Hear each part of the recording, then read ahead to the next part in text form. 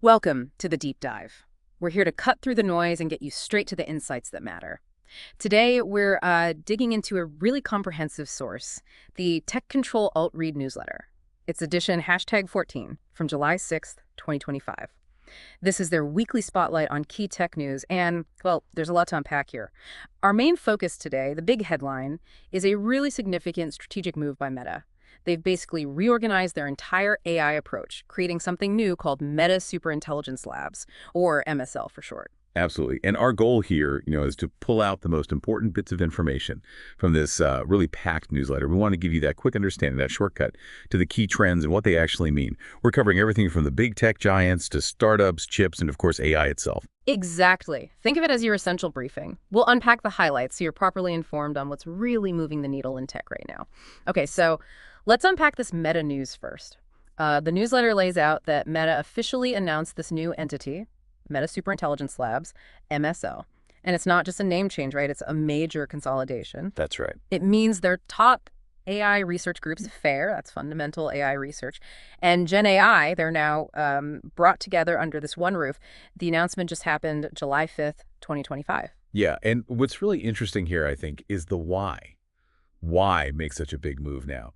The newsletter points to Meta wanting to seriously accelerate their push towards artificial general intelligence, AGI, and, really push the limits on what next-gen AI models can do. It feels like they're going all in. Right, an AGI focus. And specifically, MSL is being led by Joël Pineau, who used to head up FAIR.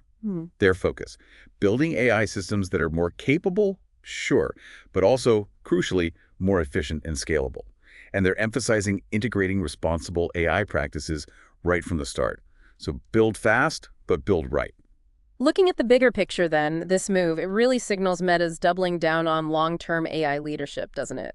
They're clearly setting themselves up for the long haul in a, well, let's face it, an incredibly competitive field. It's a bold statement. No doubt about it. Okay, so beyond Meta's big shuffle, let's dive into the broader highlights section of the newsletter. It covers such a diverse range of topics. It gives you a really great snapshot of the whole tech ecosystem right now. First category, startups emerging, VCs and funding.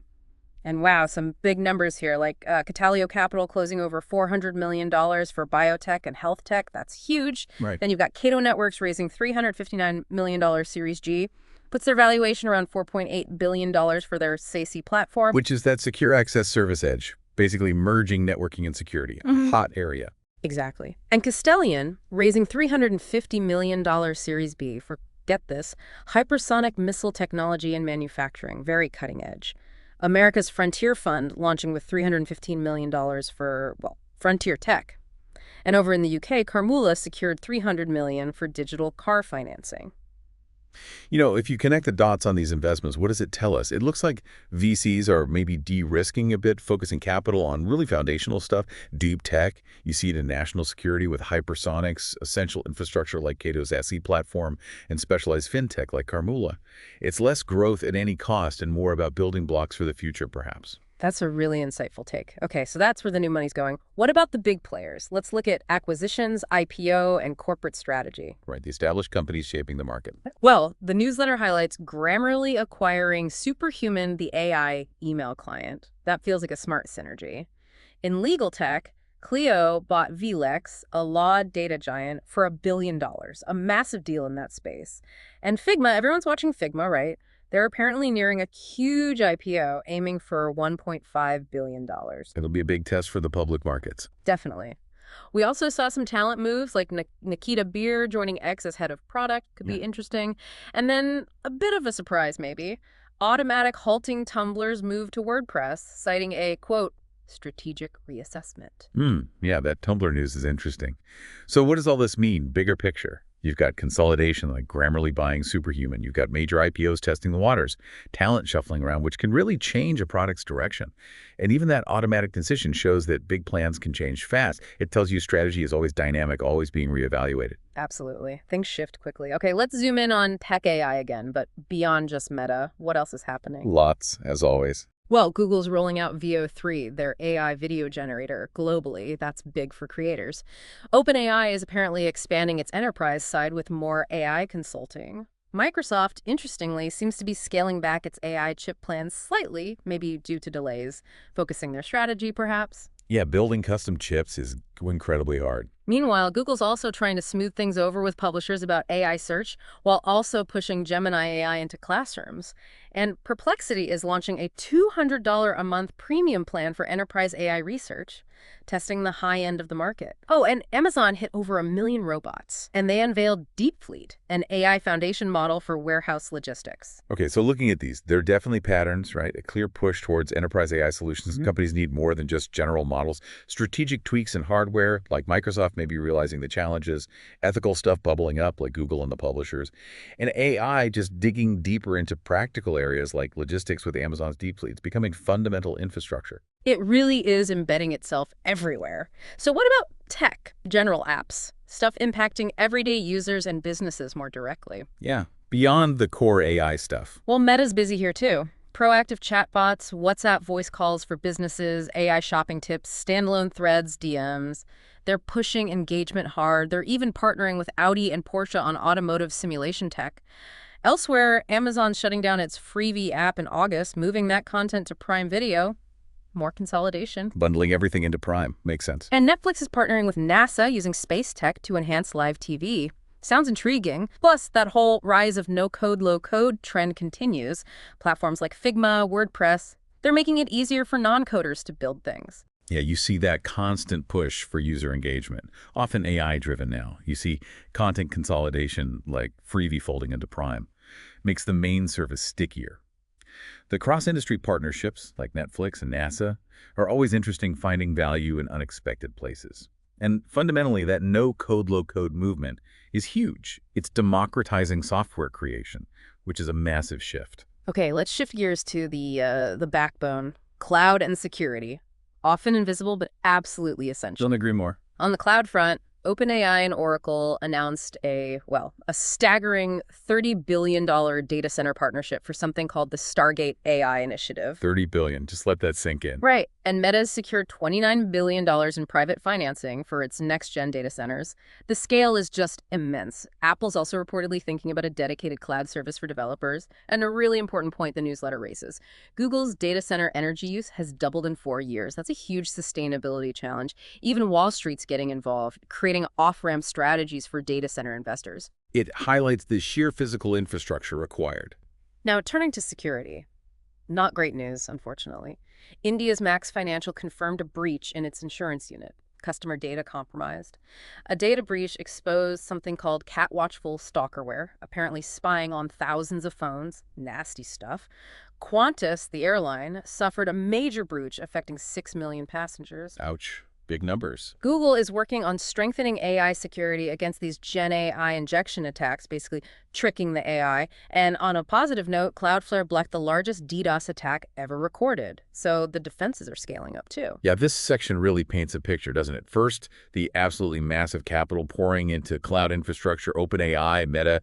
It's foundational for everything AI. But second, the rising energy costs of all this compute. That's going to be a major discussion point going forward.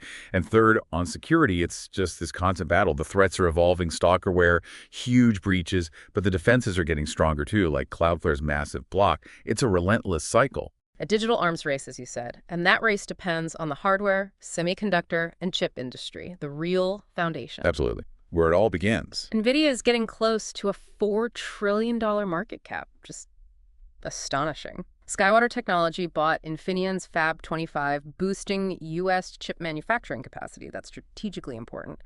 CoreWeave is integrating NVIDIA's latest GB200 chips to boost cloud performance. The need for speed continues. AMD launched a new 16-core EPYC server chip, and something potentially game-changing.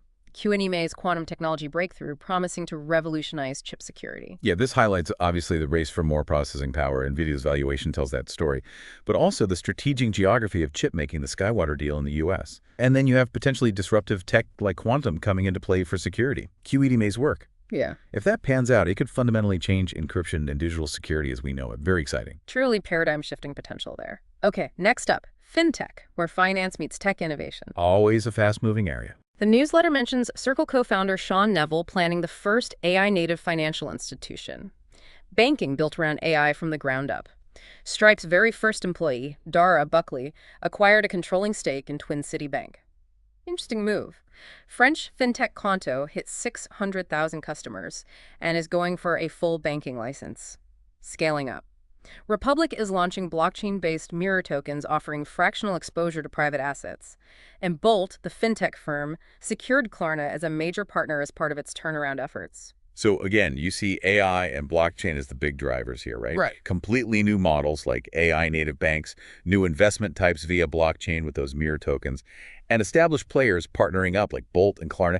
It's all about making financial services smarter, faster, maybe more accessible. It's a constant reinvention. Definitely feels like it. Now, for anyone wanting to connect in person, the newsletter briefly touches on conferences and events. Live for staying connected. Yeah, just a few mentions like the International Conference on Nitride Semiconductors, Texpo New York, ICSET, DebCon 25, SciPy 2025, lots going on. And these events are, really valuable for networking, learning what's coming next, getting that direct insight you can't always get online. And for those of us who learn on the go, there's a nod to podcasts and vodcasts too. Like this one. Exactly. It mentions a few, like A16's on the AI cycle, This Week in Startups talking valuations and AI TAM, TechCrunch on AI natives, Y Combinator with Francois Cholet on AGI, and 20VC discussing Figma's IPO. Just shows there are tons of resources out there. If any specific topic we touched on caught your interest and you want to go deeper. All right, perfect. Before we wrap up this deep dive, it's time for our practical tech tip of the week. Always useful. This week's tip is super relevant given all the AI talk.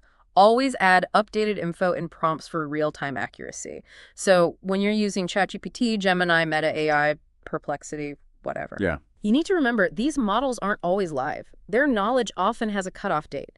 So if you need current info like tech news, laws, market data, add something like as of July 2025 or what's the latest update on X into your prompt. Otherwise, you might get old news. It's crucial for accuracy on fast-moving topics. That is such a key point. It really gets down to critical prompting. You can't just assume the AI knows the absolute latest. You have to guide it.